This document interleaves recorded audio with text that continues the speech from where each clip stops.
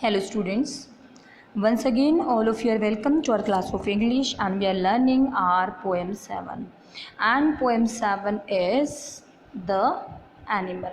Poem 7 Animal is written by whom? Written by our writer Walt Whitman. Okay, I told you that Walt Whitman is an English writer. He was born in USA, America, and here also he got eminent personality. And because of this personality, he also received so many prizes. But he started a new era in the life of poetry. How? Because he started a new practice to write free verse there. Free verse means without any rhyme scheme उसने लिखना शुरू किया है Walt Whitman ने. So this is one of his poem which is taken from his book the song of my life. ठीक है, here is the section leaves of the grass and from the section there is a poem animal. We are reading about animals. What we are getting in this poem is about animals good qualities. Animals are far better than human being and human being possesses so much evil that our poet doesn't want to live with them. So एक comparison किया गया है animal और human being के बीच में हमारी poem animal में. तो ये पोएम हमें क्या मैसेज देती है ये हम हमारे लेक्चर नंबर 2 में पढ़ेंगे जो कि हम अब करा रहे हैं. लेक्चर नंबर 1 में हमने क्या किया था, सारी स्टैंजा, एक्सप्लेनेशन, इंट्रोडक्शन, समरी ये सब किया था और अब हम कर रहे हैं message. So poem animal by Walt Whitman seems to suggest that human being क्या होते हैं human being the crowning glory of God's creation कि भगवान की क्रिएशन की सबसे सुंदर रचना है कौन, ह्यूमन बीइंग है. Have shed their noble virtuous उन्होंने अपनी जो अच्छी क्वालिटीज़ हैं उनको शेड ऑफ कर दिया, उनको गिरा दिया है. And turned into uncivilised beast और एक अनसिविलाइज्ड जानवर में अब बदल चुका है.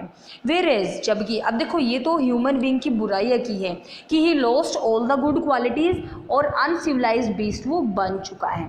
लेकिन अब शुरू होती है एनिमल्स की good quality. So animals seem to exhibit these qualities that behave human beings. ठीक है, जो कि ह्यूमन बीइंग ने लॉस कर दी हैं वो गुड क्वालिटीज़ किसके पास हैं, अब एनिमल्स के पास है. If this is true, it's better to live like animals than human beings. अगर हमारा पोइट सच कह रहा है तो अच्छी बात है, हम एनिमल के साथ रहें, ह्यूमन बीइंग के साथ नहीं रहना चाहिए फिर तो हमें. ठीक है, क्यों?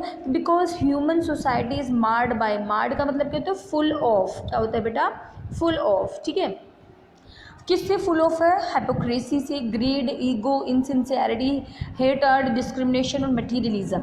तो ये सब बुराइयां हैं ह्यूमन की ज़िंदगी में, ये आपको नोट डाउन करना है. The life of human is filled with hypocrisy यानी कि पाखंड, दिखावा.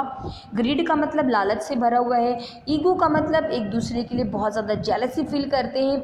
इनसिंसियरिटी मतलब एक दूसरे के लिए कोई हमारी अच्छी भावना नहीं है. हेटर्ड नफरत करते हैं. डिस्क्रिमिनेशन भेदभाव करते हैं. मटीरियलिज्म मतलब सिर्फ और सिर्फ धन दौलत के पीछे भागते हैं. The poet seems to give us the message that human being must try to rediscover and imbibe the virtues which they have lost in the process of civilization. हमारा पोइट मैसेज दे रहा है कि ह्यूमन बीइंग को try करना है दोबारा से find out करने के लिए. इम्बाइब का मतलब क्या होता है, फिल्ड करना है गुड क्वालिटीज़ को जो कि वो सिविलाइजेशन के चक्कर में भूल चुके हैं. They ought to turn a state of innocence. ठीक है, उन्हें फिर से क्या बनना चाहिए, they ought to return to a state of innocence and sincerity and learn to stay calm and contented with who they are and what they have got. ठीक है, यानी कि उन्हें सिंसियर बनना पड़ेगा, इनोसेंस बनने पड़ेगा और उन्हें हमेशा सेटिस्फाइड रहना पड़ेगा, काम रहना पड़ेगा जो भी वो हैं, जो भी उनको मिला है इस चीज़ के लिए. ठीक है, यानी कि मैसेज क्या है, who you are, whatever you got, always you have to be contented with that. You should not run for the greed, you should not run for the materialistic things because in the rat race of accumulating things or material, human being lost his happiness and lost all those good qualities. They should shed their false sense of respectability and refrain from practicing any discrimination.